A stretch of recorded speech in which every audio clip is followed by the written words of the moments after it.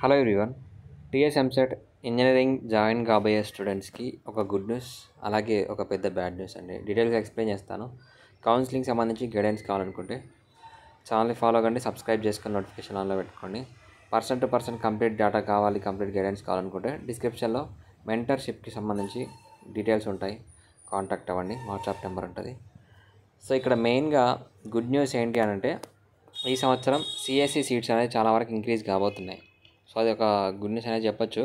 అంతకంటే bad news ఏంటంటే, కోర్సెస్కి సంబంధించి ఫీజెస్ అనేది పెరగబోతున్నాయి. సో ప్రతి 3 సంవత్సరాలకు ఒకసారి కాలేజ్ ఫీజెస్ అనేది ఇంక్రీజ్ చేస్తారు. సో మనకి ఈ ఫీజెస్కి సంబంధించి నిన్న ఫ్రైడే ఒక మీటింగ్ అయితే కండక్ట్ చేశారు.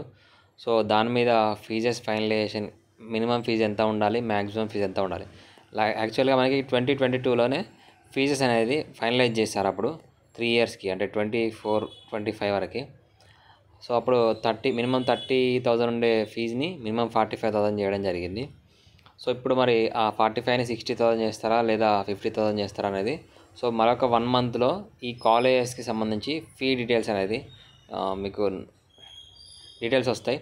సో అది నెక్స్ట్ ఇయర్ నుంచి అప్లికేబుల్ చేయొచ్చు. మేబీ ఆల్రెడీ మనకి కౌన్సిలింగ్ స్టార్ట్ అయింది కాబట్టి, కౌన్సిలింగ్ ఇంకా అంటే ఈ మంత్ ఇంకో 20 డేస్లో కౌన్సిలింగ్ స్టార్ట్ అవుతుంది కాబట్టి, ఒకవేళ ఈ కౌన్సిలింగ్లో అప్గ్రేడ్ చేస్తారా లేదా నెక్స్ట్ ఇయర్ నుంచి ఆ ఫీజెస్ వసూలు చేస్తారా అనేది ఇంకా క్లారిటీ అయితే లేదు. సో 1 మంత్లో ఆ ఫీజెస్కి సంబంధించి లిస్ట్ అయితే వస్తుంది, ఏ కాలేజ్కి ఎంత ఫీజు అనేది.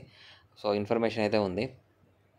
సో ఇది స్టూడెంట్స్ మీద, ఎవరైతే మిడిల్ క్లాస్ స్టూడెంట్స్ ఉన్నారో వాళ్ళ మీద కొంచెం భారం పడే అవకాశం అయితే ఉంది. మంచి కాలేజ్లో సీట్ వస్తే ఏవో 10,000 ర్యాంక్ వచ్చిన వాళ్ళకి కొంచెం ప్రాబ్లం అయ్యే అవకాశం అయితే ఉంది.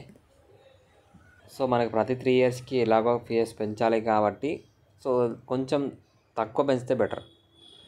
సో 20,000, 30,000 ఇట్లా చాలా వరకు పెంచుతూ పోతున్నారు ప్రతి ఇయర్. అట్లా పెంచుతూ ఉంటే ఇంకా కొన్ని సంవత్సరాలకి మినిమం 1 lakh అవుతుంది కాలేజ్ ఫీజు అనేది. సో చూద్దాం దీనికి సంబంధించి గవర్నమెంట్ ఎలాంటి డెసిషన్ తీసుకుంటుంది అనేది. అప్పటివరకు ఛానల్ని ఫాలో కండి. ఏమైనా అప్డేట్ వస్తే మళ్ళీ ఇన్ఫర్మేషన్ ఇవ్వడం జరుగుతుంది. Thank you.